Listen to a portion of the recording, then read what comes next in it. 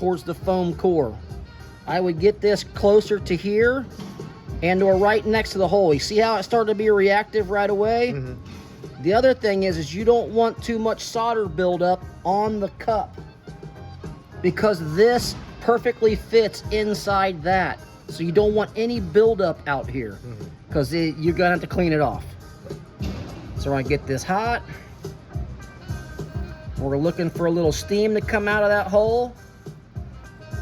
Okay, we're getting closer. And then we're just gonna feed a whole bunch of this in that hole. Come on, honey. There she goes. Now, again, you don't want it too hot. Give it a flick. And you'll see that there should be very little to no on the outside of that. And we've got solder inside there encapsulating the inside of that connector. Mm-hmm. Okay.